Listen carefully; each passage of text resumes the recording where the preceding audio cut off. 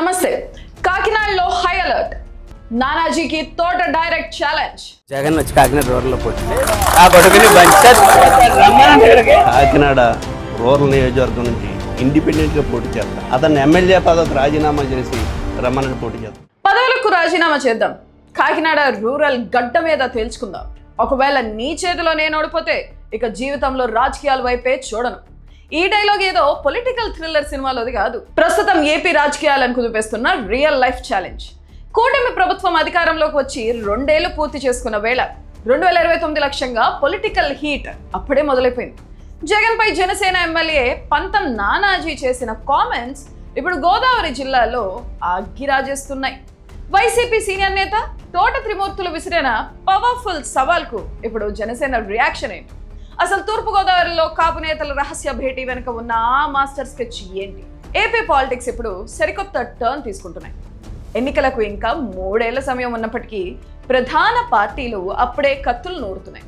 ముఖ్యంగా గోదావరి జిల్లాలో రాజకీయం ఎప్పుడు ఎలా మారుతుందో ఎవ్వరూ ఊహించలేరు. తాజాగా ఈ పొలిటికల్ హీట్ కి కారణం జనసేన ఎమ్మెల్యే పంతం నానాజీ. మాజీ సీఎం వైసీపీ అధినేత వైఎస్ జగన్మోహన్ రెడ్డిపై పంతం నానాజీ సంచలన వ్యాఖ్యలు చేశారు.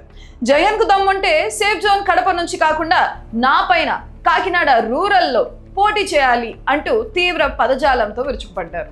అంతే, ఈ కామెంట్స్ వైసీపీ క్యాడర్లో అగ్గిరాజేశాయి. ముఖ్యంగా గోదావరి జిల్లా వైసీపీ నేతలు నానాజీ వ్యాఖ్యలను తీవ్రంగా పరిగణించారు. అధినేతనే టార్గెట్ చేస్తావా అంటూ ఎదురుదాడికి దిగారు. కానీ ఇక్కడే సీన్లోకి ఎంట్రీ ఇచ్చారు వైసీపీ ఎమ్మెల్సీ సీనియర్ నేత తోట త్రిమూర్తులు. జగన్ వచ్చి కాకినాడ రూరల్ పోటీ కాకినాడ రూరల్ నియోజకవర్గం నుంచి ఇండిపెండెంట్ గా పోటీ చేస్తాం. అతను ఎమ్మెల్యే పదవికి రాజీనామా చేసి రమ్మని పోటీ చేస్తాం. పంతం నానాజీకి కౌంటర్ ఇవ్వడానికి డైరెక్ట్ గా రంగంలోకి దిగిన తోట త్రిమూర్తులు ఏకంగా మైండ్ బ్లాక్ అయ్యే ఛాలెంజ్ విసిరారు. జగన్ దాకా ఎందుకు, నేనున్నానుగా. నువ్వు ఎమ్మెల్యే పదవికి రాజీనామా చేయి, నేను ఎమ్మెల్సీ పదవికి రాజీనామా చేస్తా. ఇద్దరం కాకినాడ రూరల్ బరిలో నిలబడదాం.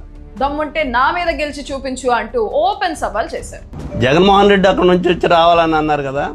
నేను ఇవాళ చెప్తున్నాను మీ అందరి సాక్షిగాని, ఒక్క మాట కూడా మళ్ళీ దీంట్లో నుంచి వెనక్కి వెళ్ళిన ఒక అంగుళం కూడా నేను ఎమ్మెల్సీ పదవికి రాజీనామా చేసి కాకినాడ రూరల్ నియోజకవర్గం నుంచి ఇండిపెండెంట్గా పోటీ చేస్తాను.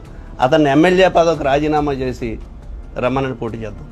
అక్కడితో ఆగలేదండోయ్. ఒకవేళ ఈ ఎన్నికల్లో నేను ఓడిపోతే శాశ్వతంగా రాజకీయాల నుంచి తప్పుకుంటాను అని సంచలన ప్రకటన చేశారు తోట. నేను ఓడిపోతే జీవితంలో మళ్ళీ రాజకీయాల్లో ఉండను. చాలా సందర్భాలుగా రాజకీయ నాయకులు సవాళ్ళు ఎదుర్కొంటారు. ఎటువంటి సవాల్ కాదు, దీనికి నిలబడి ఉంటాను, కట్టుబడి ఉంటాను అనేటువంటి మీ సాక్షిగా చెప్తున్నాను.